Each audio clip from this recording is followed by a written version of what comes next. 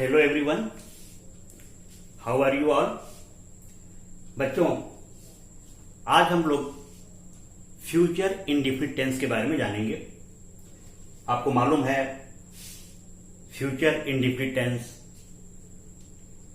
के लास्ट में, सेंटेंसेस के लास्ट में गा, गे, गी इत्यादि शब्द रहते हैं। फ्यूचर यानी भविष्य। तो भविष्य में जो भी कुछ होता है वो फ्यूचर टेंस के माध्यम से रिप्रेजेंट होता है।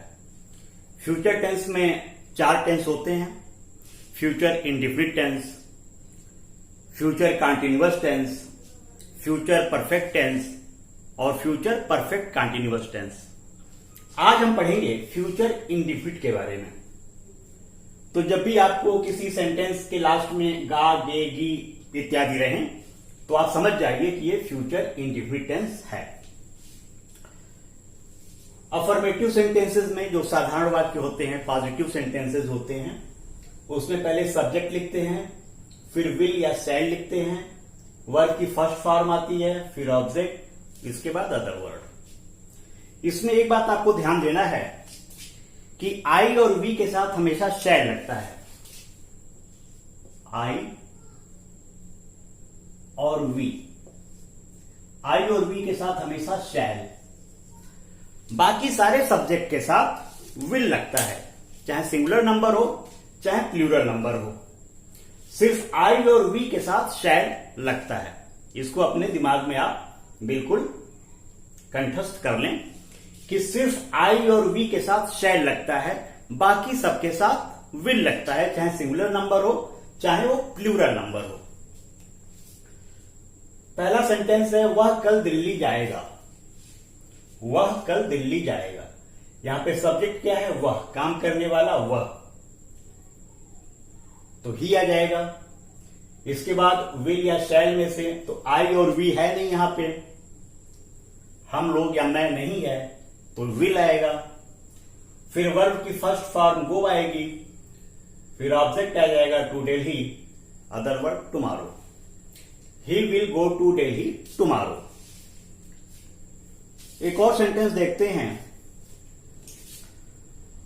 वे लोग कल पार्क में खेलेंगे। वे लोग कल पार्क में खेलेंगे। तो आप यहां देख रहे हैं सब्जेक्ट वे लोग, दे प्लूरल नंबर है लेकिन तो भी विल लगेगा क्योंकि शैल सिर्फ आई और वी के साथ लगता है।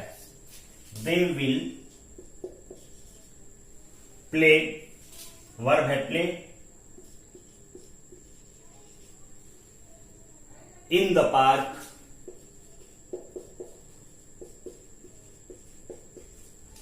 कल, टुमारो।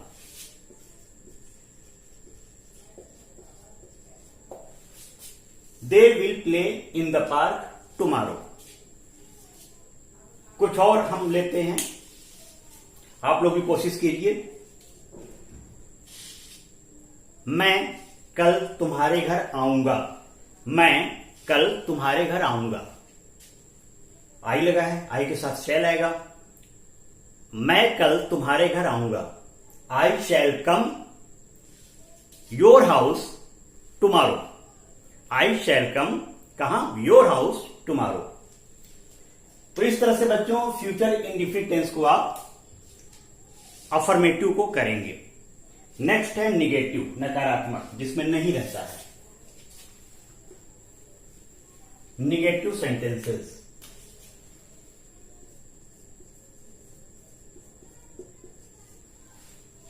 इसको बहुत ध्यान से आप पढ़िएगा क्योंकि सारे कंपटीशन के एग्जाम में भी, जितने भी कॉम्पिटिटिव एग्जाम्स होते हैं उसमें टेंस के क्वेश्चंस जरूर रहते हैं। तो निगेटिव सेंटेंसेस में क्या करेंगे? सब्जेक्ट के बाद विल या शैल, इसके बाद नॉट लगा देंगे। यहां पे क्या करेंगे? नॉट लगा देंगे विल या शैल के बाद। बाकी कोई चेंजिंग इसमें नहीं होगी। सिर्फ सब्जेक्ट के बाद विल या शैल के बाद नॉट, वर्ब की फर्स्ट फॉर्म, ऑब्जेक्ट और अदर वर्ड। जैसे वह कल दिल्ली नहीं जाएगा, यदि ये नहीं लग जाएगा तो निगेटिव सेंटेंस हो जाएगा। वह कल दिल्ली नहीं जाएगा।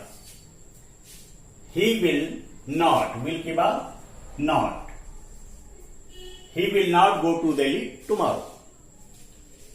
वे लोग कल पार्क में नहीं खेलेंगे, नहीं। दे विल नॉट, विल के बाद नॉट। तो आप यहां देख रहे हैं सब्जेक्ट विल या शैल के बाद नॉट, वर्ब की फर्स्ट फॉर्म, फिर ऑब्जेक्ट, फिर other word. They will not play in the park tomorrow. तो बच्चों इस तरह से आप निगेटिव सेंटेंसेस और पॉजिटिव सेंटेंसेस को करेंगे। अब इसमें आता है इंट्रोगेटिव सेंटेंसेस, प्रश्नवाचक वाक्य। प्रश्नवाचक वाक्य में आपको मालूम है सबसे पहले डब्ल्यू वाले क्वेश्चन वर्ड लिखे जाते हैं सारे टेंसेस में। इस टेंस में भी हम वही करेंगे। Interrogative, INTERROGATIVE, interrogative sentences. Interrogative sentences में हम क्या करेंगे, पहले डब्ल्यू वाले क्वेश्चन वर्ड लिखेंगे, इसके बाद विल या शैल लिखेंगे,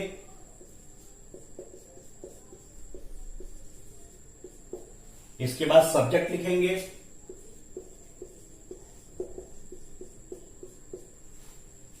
इसके बाद वर्ब की फर्स्ट फॉर्म लिखेंगे, इसके बाद ऑब्जेक्ट लिखेंगे, इसके बाद अदर वर्ड यदि है उसमें तो लिखेंगे, लास्ट में क्वेश्चन मार्क लगाएंगे। पहले क्वेश्चन वर्ड लिखेंगे, फिर विल या शैल, फिर सब्जेक्ट, वर्ब की first form, object, other word. इस चीज को ध्यान से देखिए।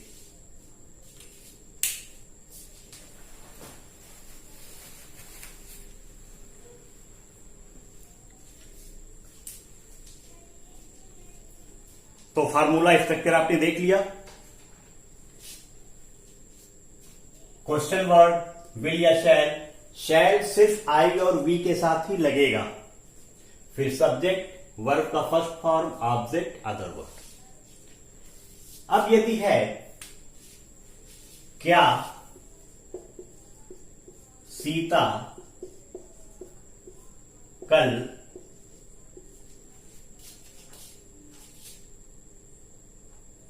इंग्लिश पढ़ेगी, क्या सीता कल इंग्लिश पढ़ेगी? तो मैंने आपको बताया था कि जब सेंटेंसेस के स्टार्टिंग में क्या रहता है तो उसकी इंग्लिश बच्चों नहीं लिखते हैं। अगर यही क्या बीच में होता तो उसकी इंग्लिश लिखते, लेकिन सेंटेंसेस के स्टार्टिंग में जो रहता है क्या, उसकी इंग्लिश नहीं लिखते हैं।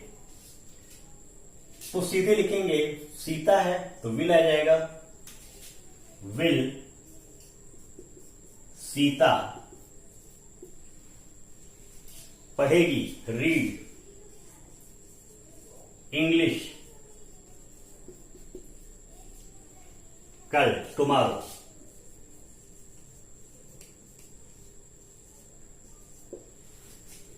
ठीक है, will Sita read English tomorrow. यदि ये सेंटेंस होता सीता कल इंग्लिश कहां पढ़ेगी, कहां पढ़ेगी, सीता कल इंग्लिश कहां पढ़ेगी, वेयर बीच में आया है तो आप इसको पहले लिख देंगे, where will Sita read English tomorrow, where will Sita read English tomorrow. अब यहां क्या वाला सेंटेंस यदि हम बीच में कर दें, सीता कल क्या पढ़ेगी, सेंटेंस है सीता कल क्या पढ़ेगी, सीता कल क्या पढ़ेगी। तो देखिए क्या इसमें बीच में आया है, तो अगर क्या सेंटेंस के बीच में आता है तो उस क्वेश्चन वर्ड हो जाता है। तो इसको हम लिखेंगे व्हाट फिर विल सीता रीड टुमारो।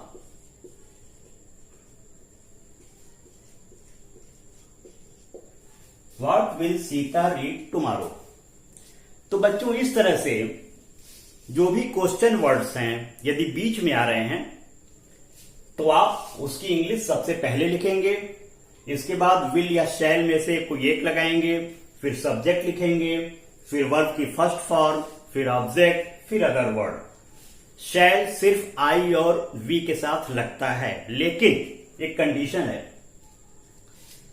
वो कंडीशन ये है कि जब कोई निश्चय वाले शब्द हमें बोलने रहते हैं, जैसे मैं इस काम को अवश्य करूंगा, मैं इस काम को अवश्य करूंगा, तब आई शैल डू दिस वर्क नहीं होगा, तब हो जाएगा I will do this work.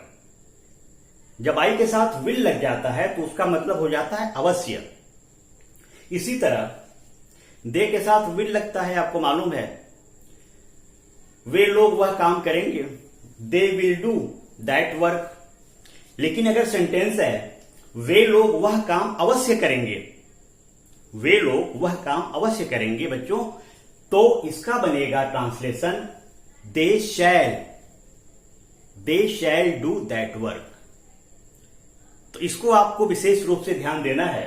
वैसे तो आई और वी के साथ शैल लगता है, बाकी सबके साथ विल लगता है, लेकिन जब कोई दृढ़ निश्चय वाला डिटर्मिनेशन वाले सेंटेंस होते हैं, अवश्य लिखा रहता है, तब विल और शैल अपना स्थान बदल देते हैं। तब आई के साथ विल, आई और वी के साथ विल लगता है, और बाकी सबके साथ जिसमें विल लगता है उनके साथ शैल लगता है। इस चीज को आप ध्यान देंगे। इंट्रोगेटिव नेगेटिव सेंटेंसेस में आपको मालूम है सब्जेक्ट के बाद नॉट लगता है सारे टेंसेस में, इसमें भी हो जाएगा। यदि सेंटेंस होता सीता कल क्या नहीं पढ़ेगी, सीता कल क्या नहीं पढ़ेगी, तो what will Sita not read tomorrow, what will Sita not read tomorrow. Interrogative negative sentences में हमेशा सब्जेक्ट के बाद नॉट लग जाता है, जैसा कि मैंने अपने प्रीवियस लेक्चर्स में भी आपको टेंसेस के बताया है। तो बच्चों इस तरह से आप लोग इस चीज को एक्सरसाइज फ्यूचर इंडिपेंडेंस का करेंगे, और यदि कोई दिक्कत हो रही है, कंफ्यूजन हो रही है, तो आप हमसे कमेंट बॉक्स में पूछ सकते हैं, सबको रिप्लाई दिया जाएगा।